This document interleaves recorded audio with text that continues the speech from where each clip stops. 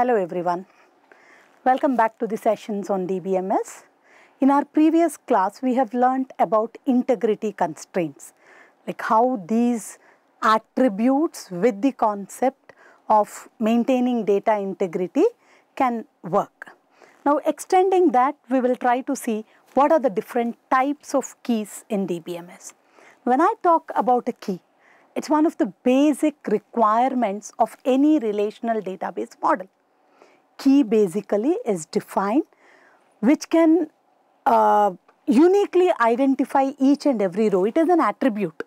That means one of the characteristics of your table which can uniquely identify a row or a tuple in a table or the so-called relationship. Remember, it can be a single attribute or a set of attributes. Now, keys ensure that each record within a database table can be uniquely identified, and they can help you to establish relationship between tables. Two tables can be connected. They are the foundation for data integrity and play a very pivotal role in defining the data, how it has to be stored, accessed and related across the tables in a database. Now, they ensure that the relationship between the tables are logical, reliable, and they also enforce the rules that make the database accurate, organized and meaningful. Okay, there is no ambiguity, there will not be mismatch of data. Now, coming to the types of keys. We define or categorize these keys as primary key, candidate key, super key, foreign key, composite key, alternate key and unique key. We'll try to explore each one. So, coming to this primary key. In your integrity constraints also you have seen this primary key concept, where we said that it follows a characteristic of unique and not null. So, what is it basically? A primary key is a unique key chosen by the database designer which can identify each and every row or the tuple in a table uniquely. That means every row can have its individuality based on primary key. What is the characteristic? Primary keys cannot be duplicate. That means the data values within that attribute column can never be duplicate. It should be unique and it can never be null. There cannot be a row which says I don't have a primary key value. Now, which is that attribute which can help us in that? Now, let us take the example of this particular student table. When you see the student table, we have attributes. There are so many attributes, but for sample I have taken only 3. Student ID, the name and the age. Now, what is that attribute which can uniquely identify each and every row? You know, name can be always repeating. There can be 2 persons with the same name in a class. Age, if you see, in a classroom, almost all the students are of same age. Then the attribute that can uniquely identify is the student ID or the so-called roll number in our or hall ticket number in our regular language. So, that is one attribute which can never be null and which will never be repeating. So, that is why this can or this has all the properties of becoming a primary key, or this can help you to identify each and every row uniquely. Okay, so this is about primary key. Coming to candidate key. A candidate, when you say you have an election and there are multiple people who have given their nomination or they are the candidates, right? So, in the same way, you can just remember with that, candidate key is that attribute which has all the qualities or all the eligibility to become a primary key. That means those set of attributes which can uniquely identify each and every row. What do you understand by this? Now, in a table, there can be multiple attributes which are capable of identifying each row uniquely. Now, for example, when I talk about, say, employee ID is one characteristic which can uniquely identify. Aadhaar number may be another feature, or PAN number may be another feature. These are all the attributes which are recorded with an employee table, and all those numbers or all those attribute values are unique for individuals. So you understand that all the, say for example, email or otherwise PAN number or Aadhaar number along with employee IDs have those capabilities of identifying each row uniquely. That means they are all candidate keys. So in a table, there can be multiple candidate keys, out of which one I will select as primary key. Others will be there, but one of them I'll select as primary key, which may be more suitable for the kind of task that I am going to undertake. Okay? So when I talk about this, okay, let me just go back. So a candidate key is an attribute or a set of attributes that can uniquely identify a row in the table, and it has the similar properties as that of primary key. We will have multiple candidate keys in a table, and the primary key will be selected from the set of candidate keys. So as I have given you, there are various examples. In this, I have just taken email. So email as well as student ID, both are going to be candidate keys, out of which student ID I would have selected as the primary key. Now remember one name, a candidate key is a minimal super key. That is, candidate key is the minimum set of attributes which are capable of identifying each row uniquely. Then a super key can be a candidate key with extra attributes. That means super key is also capable of identifying each row uniquely, but it may have extra attributes. So that is why we say a candidate key is a minimal super key. So let's try to see what is a super key. Yeah, super key here is one or more attributes that when combined can uniquely identify a row in a table. So it may contain extra attributes. That is the only thing. A candidate key is minimal set of attributes which can identify each row uniquely, whereas a super key may contain extraneous attributes. So you have seen that student ID is a candidate key.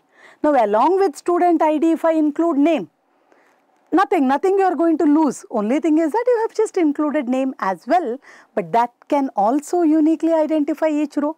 That is why I call it as a super key. So by default, student ID and email. Other than that, student ID and name, student ID and age, student ID and email, email and age, or student ID, email, name, like this set of attributes which can uniquely identify each row uniquely become your super key. So remember, super key is going to be a superset of your candidate key. Coming to this foreign key.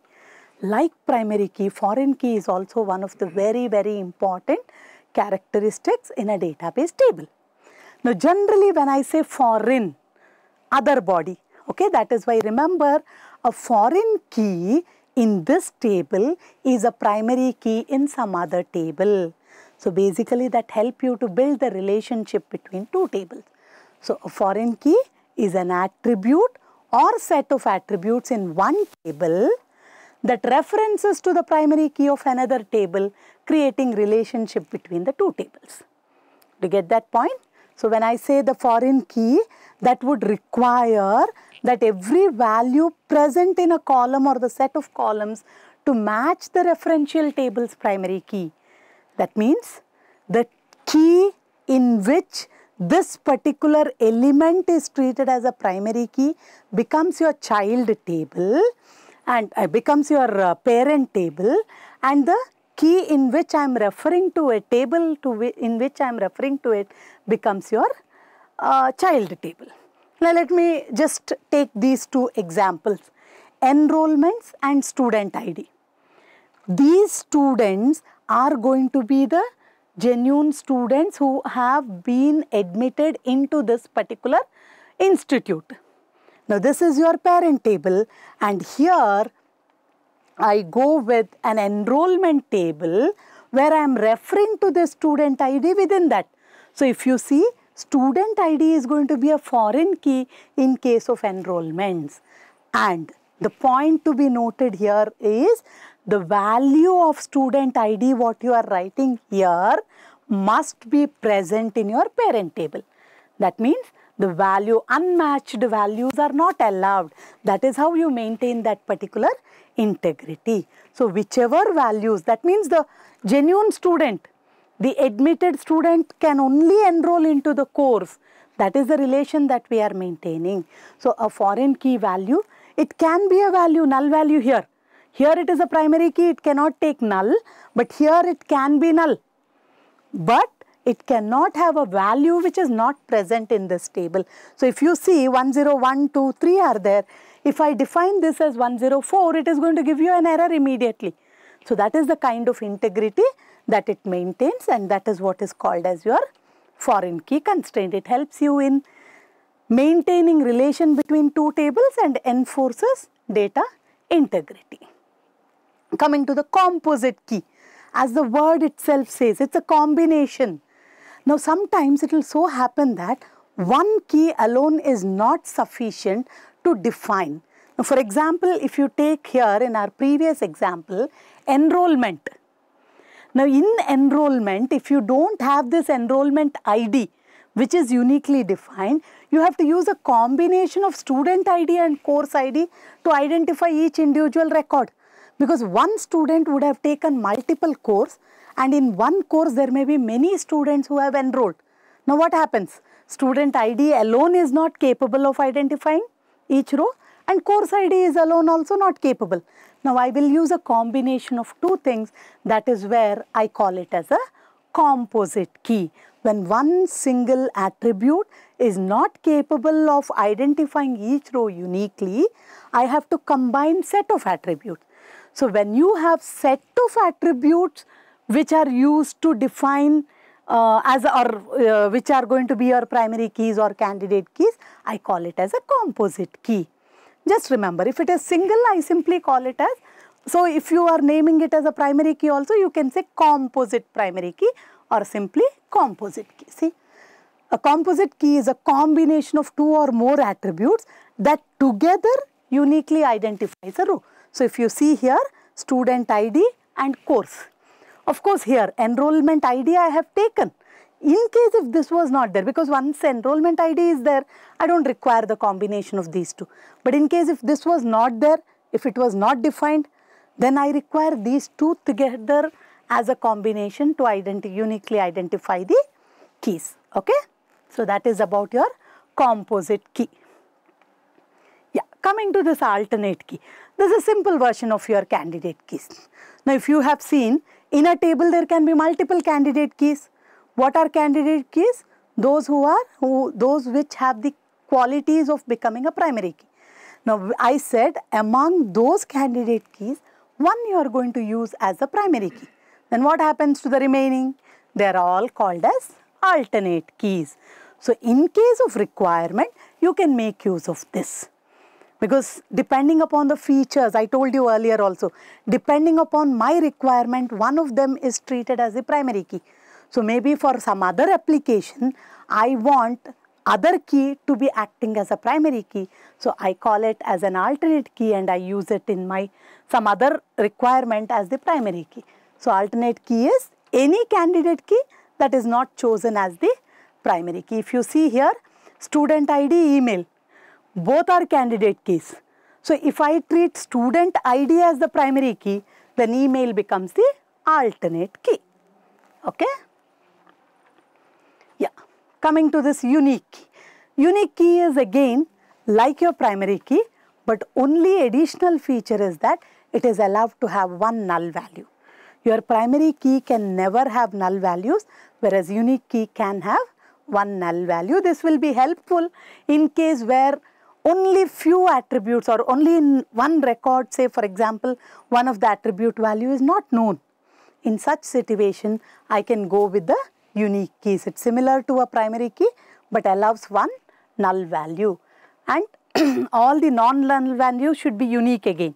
That is another feature, because in primary key you have seen it should be unique and not null. Okay. So this is about the different keys, but how the keys will help us? One is uniqueness and data integrity. It will allow us to maintain this uniqueness and data integrity. So with primary key, you know that you can never have duplicate values or null values. So the property of discussing identical in terms of primary key, okay, and prevention of null and redundant data. Because of this key concept, we will not have repeated values and we will not even have null values, which will create confusion, because in preventing incomplete data and all, incomplete data will not be useful for analysis. So that has helped. And very important thing, linking tables through this foreign keys. One I already told you, helps you to maintain that data integrity, so that whichever values are there in the parent table, only those can come into the child table, first thing. Second very important thing, without having them in the parent table, I cannot insert them into the child table. I cannot delete them from the child table as long as they are there in the child table. I cannot delete that data from the parent table. Or with a special feature called as on delete cascade, when I am deleting a record from parent table, from all the child tables, they will be automatically deleted.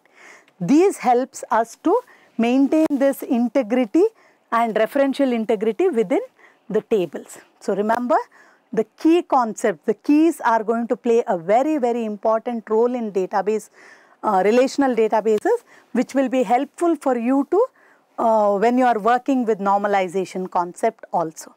Thank you.